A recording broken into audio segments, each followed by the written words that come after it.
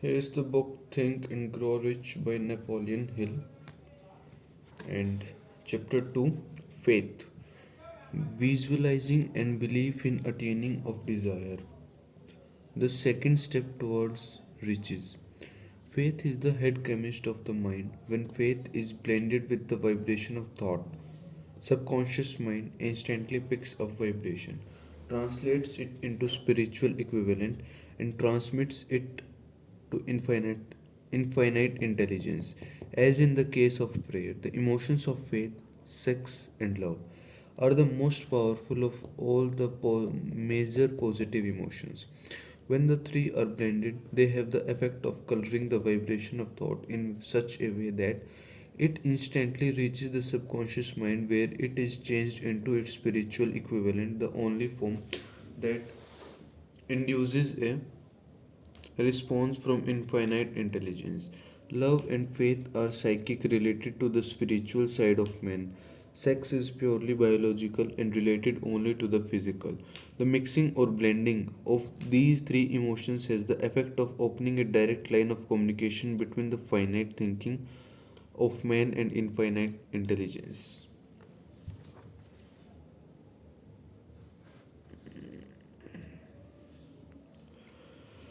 How to develop faith? There comes now a statement which will be a better understanding of the importance of the principle of autosuggestion assumes in the transmutation of desire into its physical or monetary equivalent, namely, faith is a state of mind which may be induced or created by affirmation or repeated instructions to the subconscious mind through the principle of autosuggestion.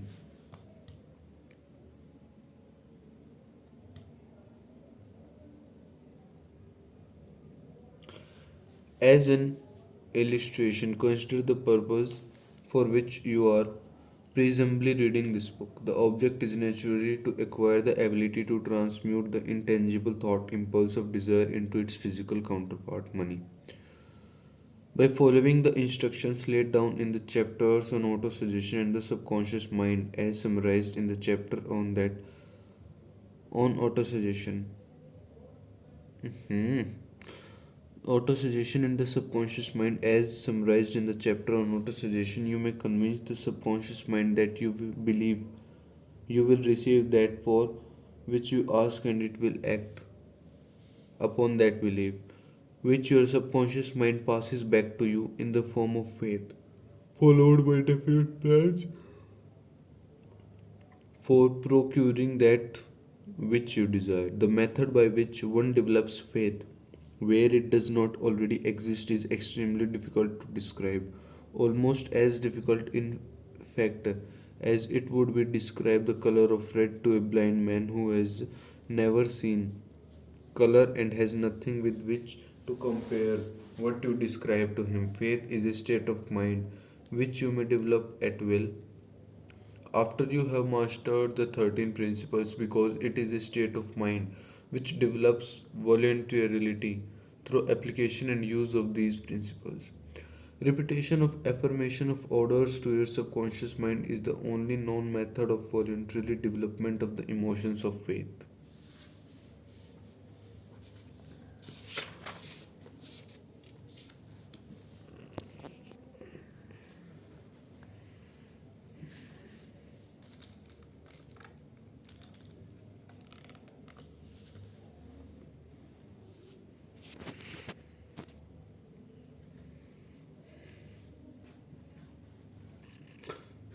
Perhaps the meaning may be made clear through the following explanation as to the way men sometimes become criminals, stated in the word of a famous criminologist. When men first come into contact with crime, they abhor it. If they remain in contact with crime for a time, they become accustomed to it and endure it. If they remain in contact with it long enough, they finally embrace it and become influenced by it. This is the equivalent of saying that any impulse of thought which is repeatedly passed on to subconscious mind is finally accepted and acted upon by the subconscious mind, which proceeds to translate that impulse into its physical equivalent by the most practical procedure available. In connection with this, consider again the statement all thoughts which have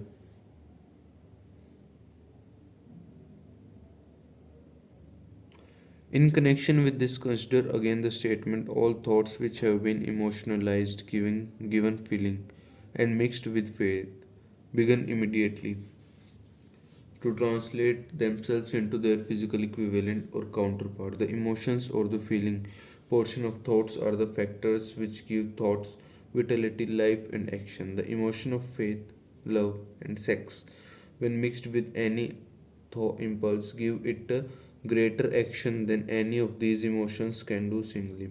Not only thought impulses which have been mixed with faith, but those which have been mixed with any of the positive emotion or any of the negative emotion may reach and influence the subconscious mind.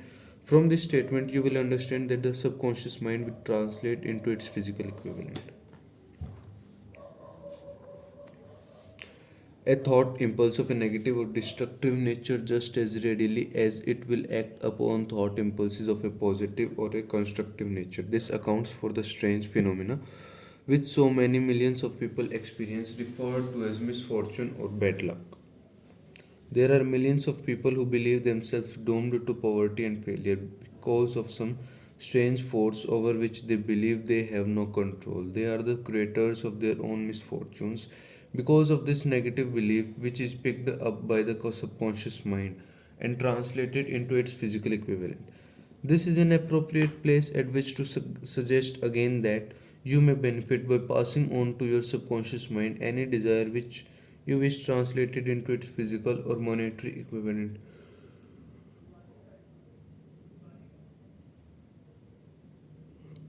In a state of expectancy or belief that the transmutation will actually take place. Your belief or faith is the element which determines the action of your subconscious mind. There is nothing to hinder you from deceiving your subconscious mind, which, when giving it instructions through autosuggestion, as I decided my son's subconscious mind, as I deceived my son's subconscious mind. To make this deceit more realistic, conduct yourself just as you would if you were already in possession of the material thing which you are demanding. When you call upon your subconscious mind, the subconscious mind will transmute into its physical equivalent by the most direct and practical media available. Any order which is given to it in a state of belief or faith that the order will be carried out.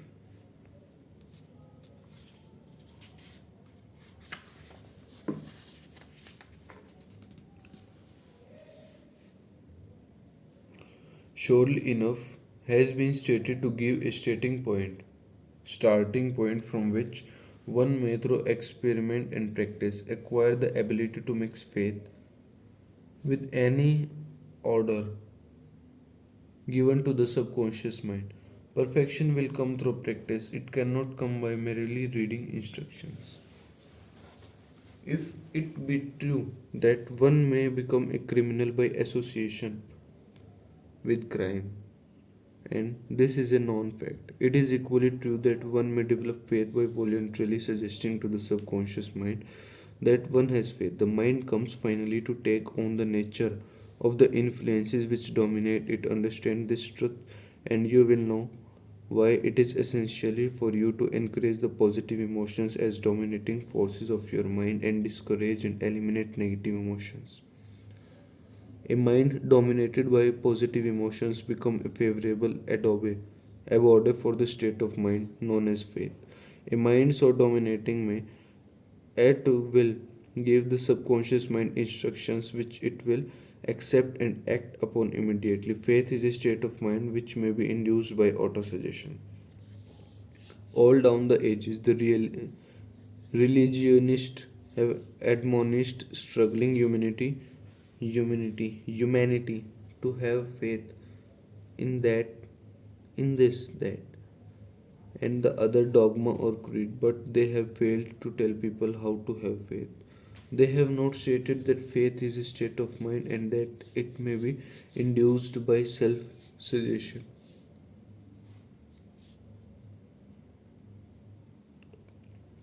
in language which any normal human being can understand. We will describe all that is known about the principle through which faith may be developed, where it does not already exist.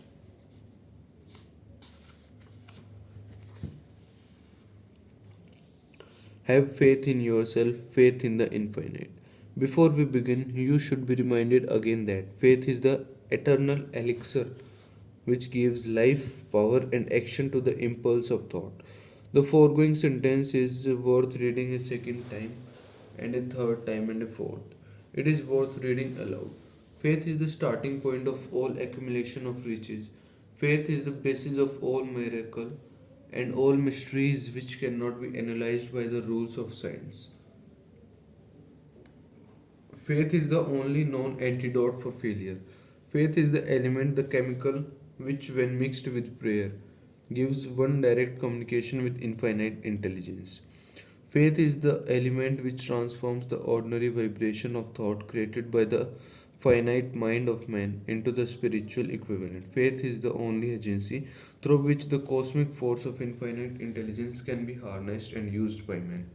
Every one of the foregoing statement is capable of proof. Capable of proof. The proof is simple and easily demonstrated. It is wrapped up in the principle of autosuggestion. Let us center our attention, therefore, upon the subject of self suggestion and find out what it is and what it is capable of achieving. It is a well known fact that our one, that one comes.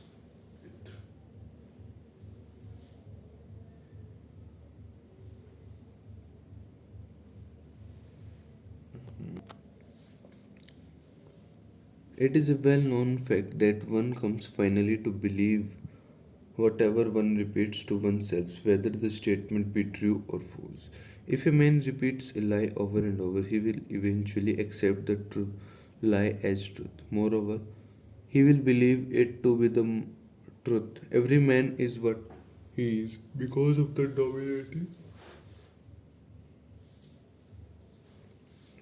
dominating what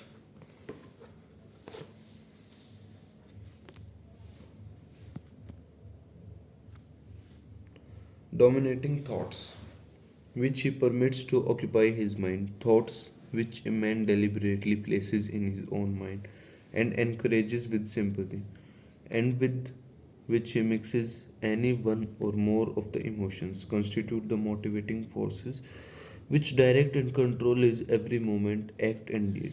Comes now a very significant statement of truth. Thoughts which are mixed with any of the feelings of emotions constitute a magnetic force which attracts from the vibrations of the ether other similar or related thoughts.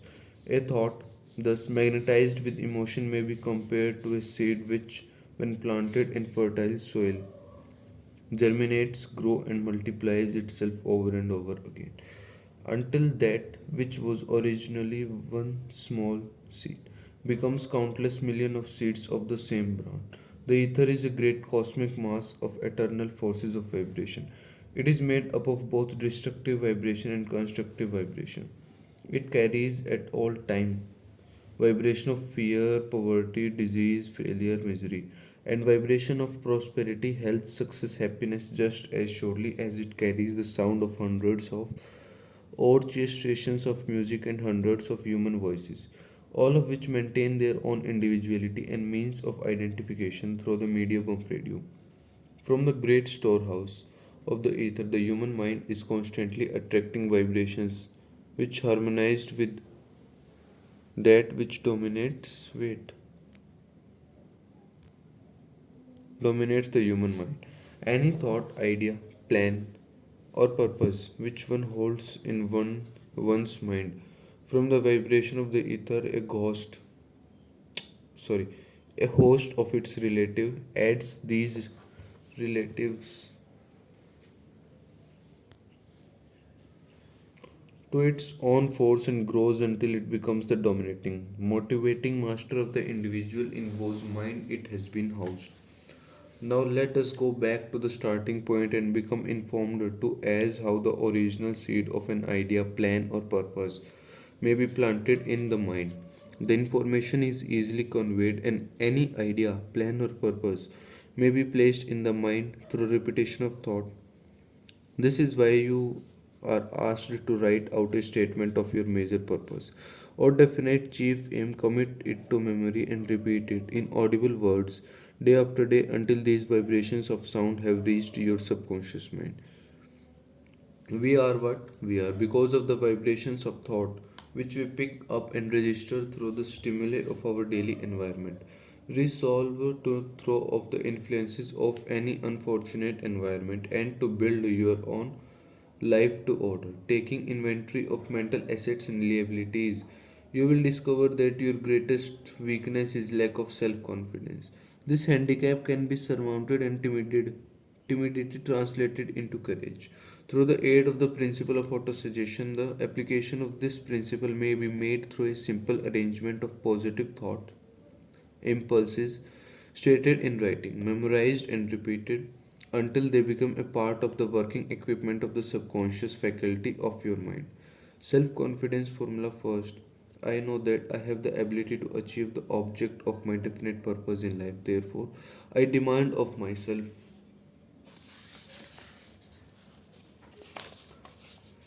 I demand of myself persistent, continuous action toward its attainment, and I here and now promise to render such action.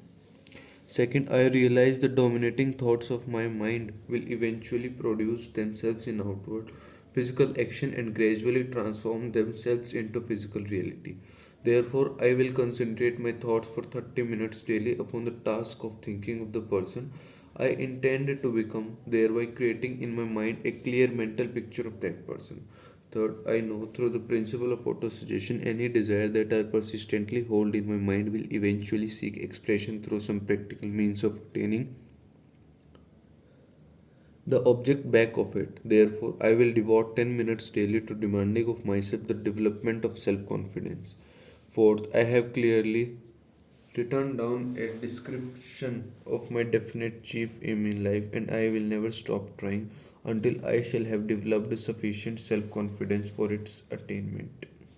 Fifth, I fully realize that no wealth or position can long endure unless built upon truth and justice. Therefore, I will engage in no transaction which does not benefit all vomit effects. I will succeed by attracting to myself the forces I wish to use.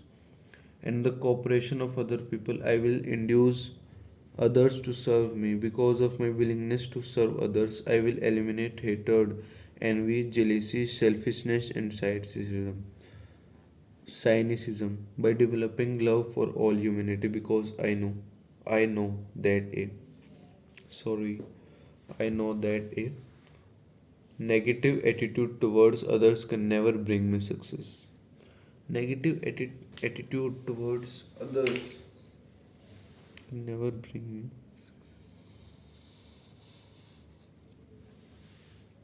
I will cause others to believe in me because I will believe in them and in myself. I will sign my name to this formula, commit it to memory, and repeat it aloud once a day with full faith that it will gradually influence my thoughts and actions so that I will become a self reliant and successful person. Back of this formula is a law of nature.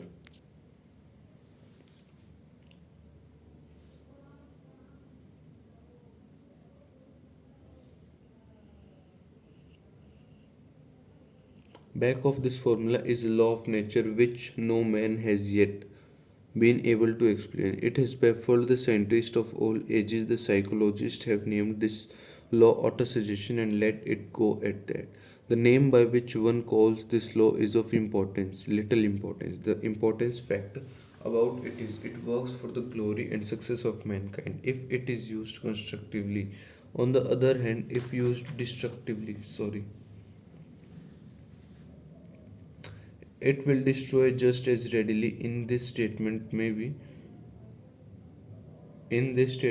be found a very significant truth, namely that those who go down in defeat and end their lives in poverty, misery, and distress do so because of negative applications of the principle of autosuggestion. The cause may be found in the fact that all impulse of thoughts have a tendency to clothe themselves in their physical equivalent. Subconscious mind, the chemical laboratory in which all thought impulses are combined and made ready for translation into physical reality, makes no distinction between constructive and destructive thought impulse. It works with the material we feed it. Through our thought impulses, the subconscious mind will translate into reality a thought driven by fear, just as readily as it will translate into reality a thought driven by courage or faith.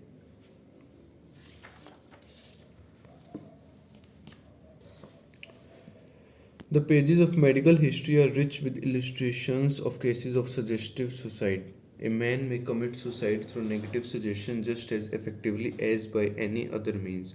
In a Midwestern city, a man by the name of Joseph Grant, a bank official, borrowed a large sum of bank's money without the contest of the directors. He lost the money through gambling.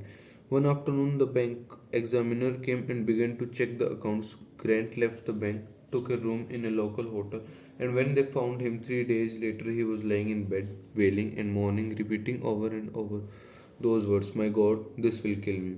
I cannot stand the disgrace." In a short time, he was dead. The doctors pronounced the case one of mental suicide, just as electricity will turn the wheels of industry and render useful service if used constructively or snuff out life if wrongly used.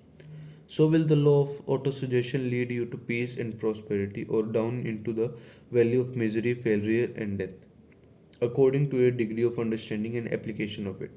If you fill your mind with fear, doubt, and unbelief in your ability to connect with and use the forces of infinite intelligence, the law of autosuggestion will take the spirit of unbelief and use it as a pattern by which your subconscious mind will translate it into its physical equivalent.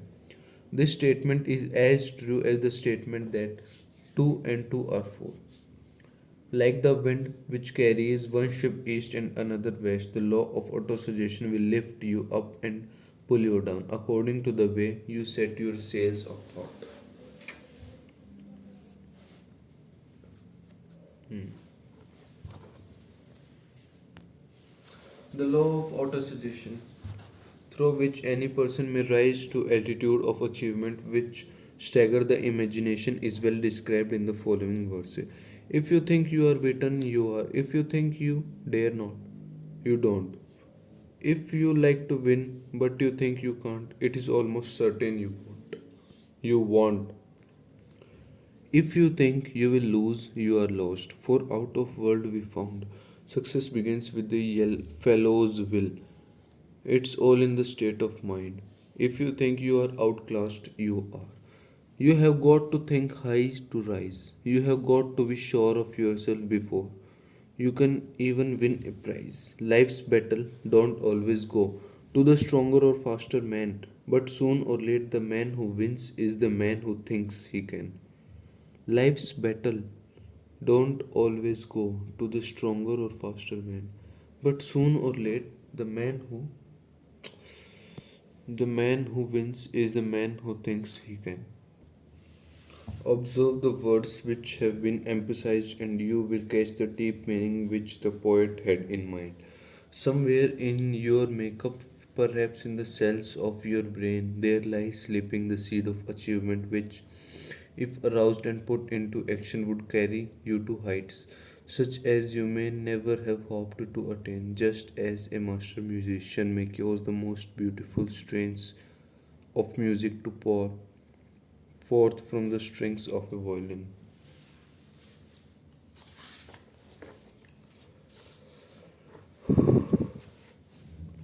So may you arouse the genius which lies asleep in your brain and cause it to drive you upward to whatever goal you may wish to achieve.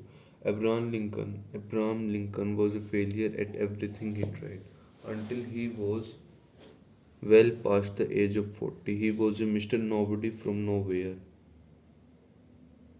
until a great experience came into his life, aroused the sleeping genius within his heart and brain, and gave the world one of its really great men. That experience him was mixed with the emotions of sorrow and love. It came to him through Anne Rutledge, the only woman whom he ever truly loved. It is a known fact that the emotion of love is closely akin to the state of mind known as faith, and this for the reason that love comes very near to translating one's thought impulses into their spiritual equivalent. During his work of research, the author discovered from the analysis of the life, work, and achievements of hundreds of men of outstanding accomplishment that there were the influence of a woman's love back of nearly every one of them. The emotion of love in human heart and brain, creates a favorable field of magnetic attraction which causes an influx of the higher and finer vibrations which are afloat in the ether. If you wish evidence of the power of faith, study the achievements of men and women who have employed it. At the head of the list comes the Nazarene. Christianity is the greatest single force which influences the minds of men. The basis of Christianity is faith. No matter how many people may have perverted or misinterpreted the meaning of this great force, and no matter how many dogmas and creed have been created in its name, which do not reflect its tenets.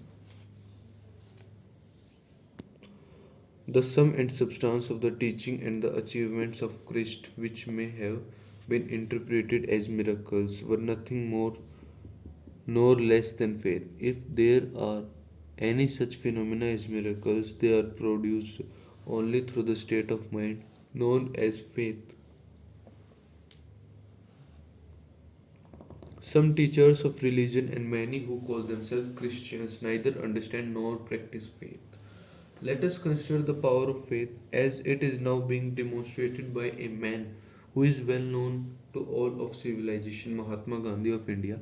In this man, the world has one of the most astonishing examples known to civilization of the possibilities of faith. Gandhi wields more potential power than any man living at this time and this. Despite the fact that he has none of the orthodox tools of power such as money, battleship, soldiers, and material of warfare. Gandhi has no money, he has no home, he does not own a suit of clothes, but he does have power. How does he came by that power? He created it out of his understanding of the principle of faith and thought through his ability to transplant that faith into the minds of 200 million people. 200 million, 20 crore. Wow.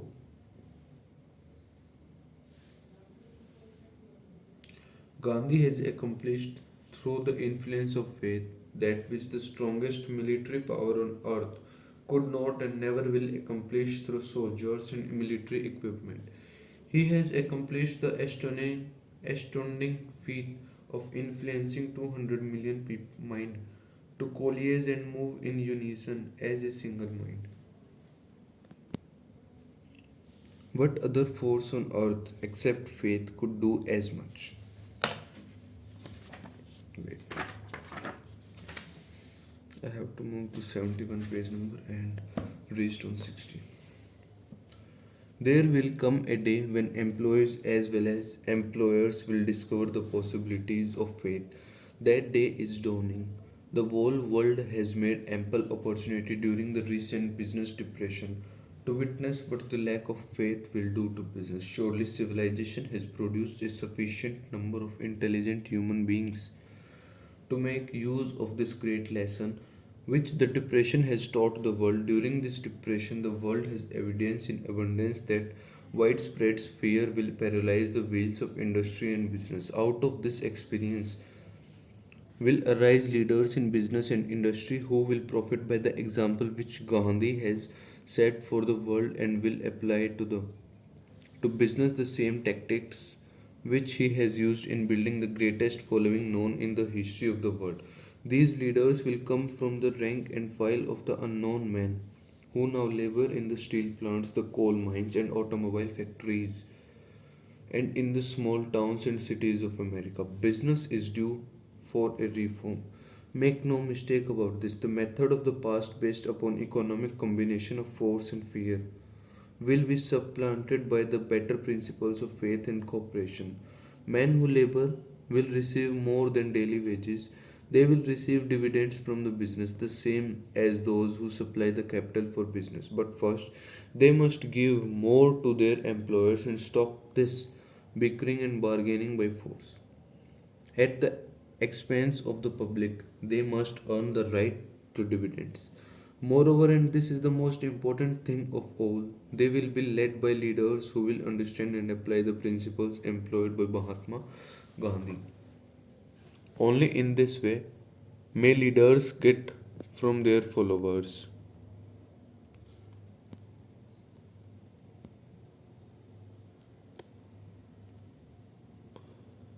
Only in this way may leaders get from their followers the spirit of full cooperation which constitutes power in its highest and most enduring form.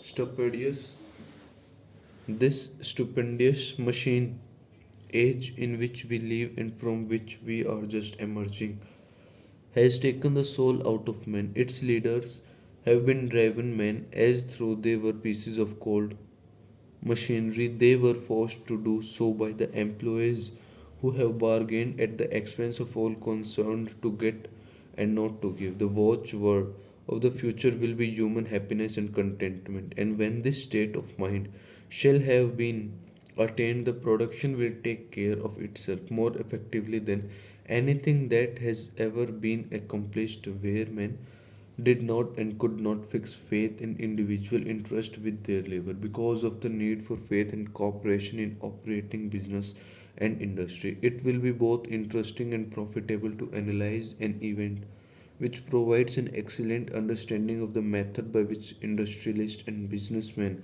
accumulate great fortunes by giving before they try to get.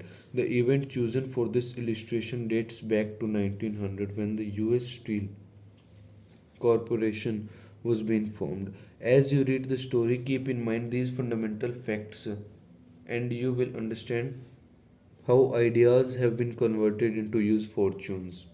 First, the used US Steel Corporation was born in the mind of Charles M. Sevag in the form of an idea he created through his imagination.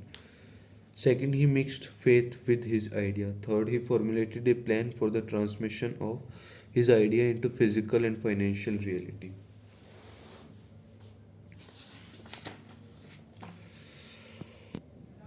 Fourth, he put his plan into action with his famous speech at the University Club. Fifth, he applied and followed through on his plan with persistence and backed it with a firm decision until it had been fully carried out. Sixth, he prepared the way for success by a burning desire for success. If you are one of those who have often wondered how great fortunes are accumulated, this story of the creation of the US Steel Corporation will be enlightened.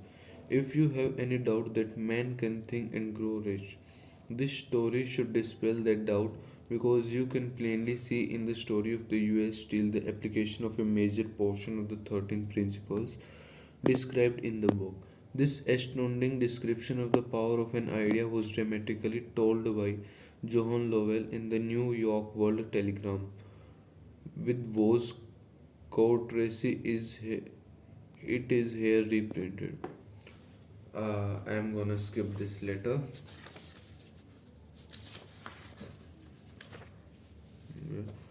Here it ends.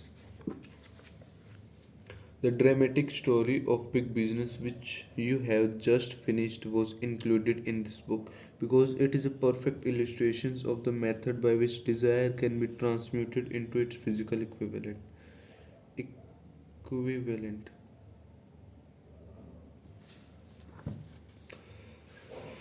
I imagine some readers will question the statement that a mere intangible desire can be converted into its physical equivalent. Doubtless, some will say you cannot convert nothing into something. The answer is in the story of US Steel.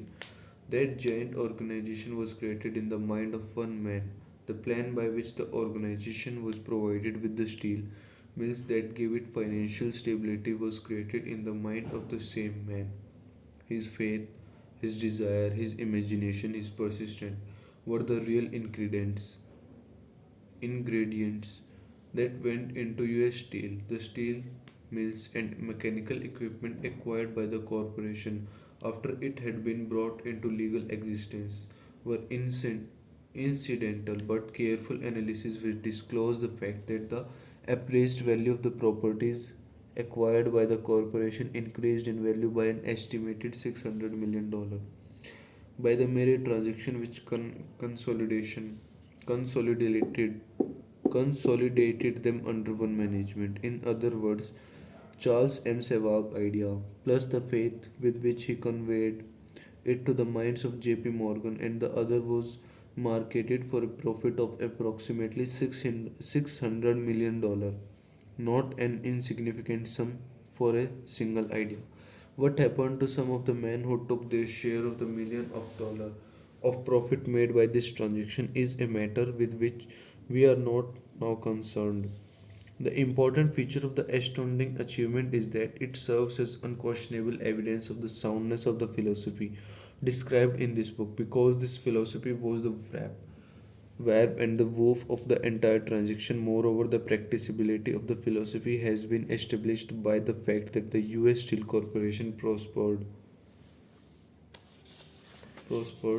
and became one of the richest and most powerful corporation in America, employing thousands of people, developing new uses of steel and opening new markets, thus proving that the $600 million in profit which the Savag idea produced was earned. Riches begin in the form of thought.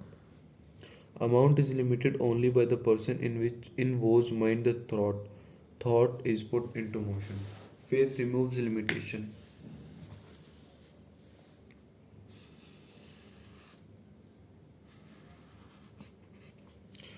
Remember this: when you are ready to bargain with life for whatever it is that you ask as your price for having passed this way.